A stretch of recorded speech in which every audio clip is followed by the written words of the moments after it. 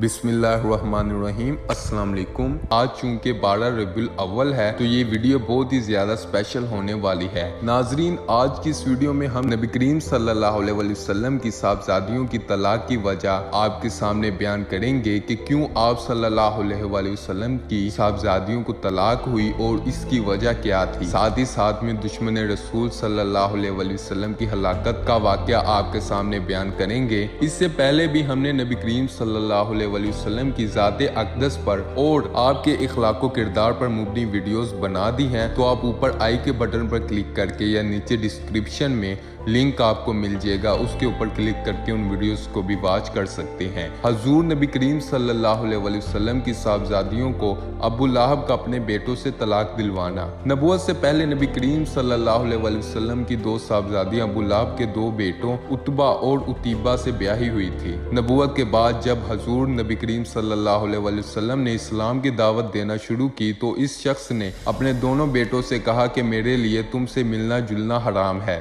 अगर तुम हजूर नबी करीम सल्लल्लाहु अलैहि वसल्लम की साहबजादियों को तलाक न दे दो। चुनाचा दोनों ने तलाक दे दी और उतीबा तो जहालत में इस कदर आगे बढ़ गया कि एक रोज नबी करीम सल्लल्लाहु अलैहि वसल्लम के सामने आकर उसने कहा कि अगर कोई सितारा गिर कर भी मेरे पास है तो फिर भी मैं इनकार करता हूँ, और ये कहकर उसने नबी करीम सल्लल्लाहु अलैहि वसल्लम की तरफ नाउज़बिल्लाह थूका, जो आप सल्लल्लाहु अलैहि वसल्लम पर नहीं पड़ा।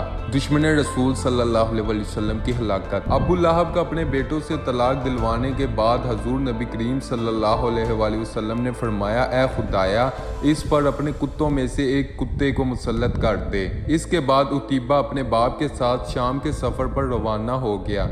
दुराने सफर में एक ऐसी जगह काफिले ने पड़ाव किया जहां मकामी लोगों ने बताया कि रातों को दरिंदे आते हैं। अबू लहब ने अपने साथी अहले कुरैश से कहा कि मेरे बेटे की हिफाजत का कुछ इंतजाम करो, क्योंकि मुझे मोहम्मद सल्लल्लाहु अलैहि वसल्लम की बद्दुआ का खौफ है। इस पर काफिले वालों ने उतीबा के गिर्द हर तरफ ऊंट बिठा दिए और पुरसकून होकर सो गए।